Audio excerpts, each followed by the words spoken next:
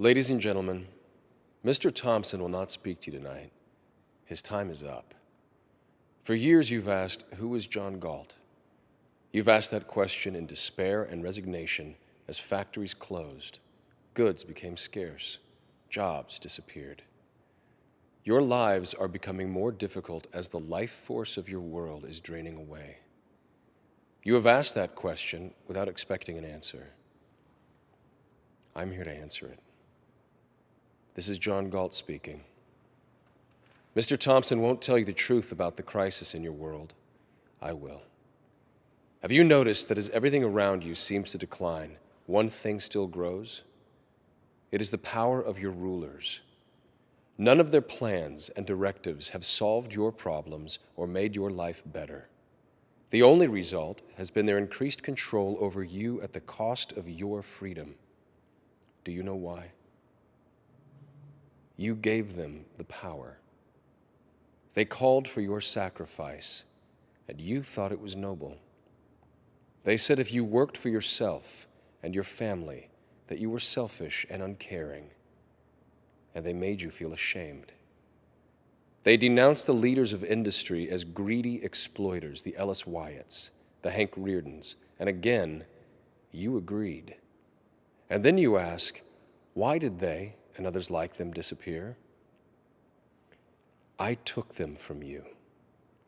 Their achievements flowed from their creative minds. Once they understood that the attempt to control their work was an attempt to control their minds, they left. The people on strike worked for themselves, for their own vision of what was possible. When they recognized the honor they deserved, they rebelled against the guilt you wanted them to feel for their success. You counted on them to keep producing, to keep thinking, even as you denounced them as selfish. I showed them they were being punished for their own virtues, and I showed them how evil that is. I made it my mission to help these heroes say no. All evil needs to win is the consent of good people.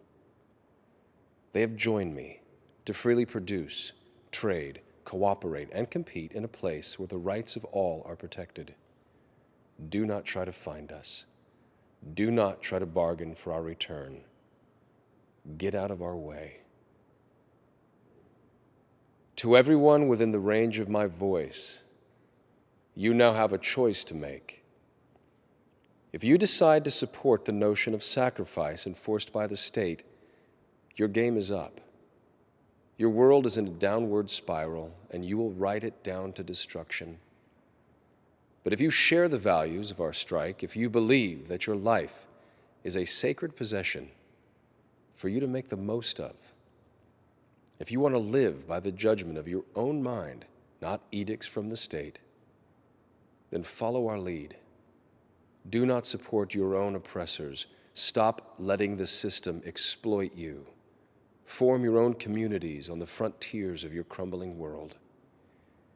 Your rulers hold you by your endurance to carry the burdens they impose, by your generosity when you hear cries of despair, and above all, by your innocence which cannot grasp the depths of their evil. The world you are living in is the world they wanted. Leave them to it. Those who have left you are eager to build a better world, a world of freedom and opportunity, a world based on mutual respect. In that world, you will rise in the morning with the spirit you knew in childhood, the spirit of eagerness and adventure, and the confidence that the world is what it is and is there for you to discover. In that world, you will not receive alms, nor pity, nor forgiveness of sins, but honor, respect, and justice. Don't let the fire go out spark by irreplaceable spark in confusion and despair. Be sure of your path. The world you desire can be won. It exists. It is real. It is possible. It is yours.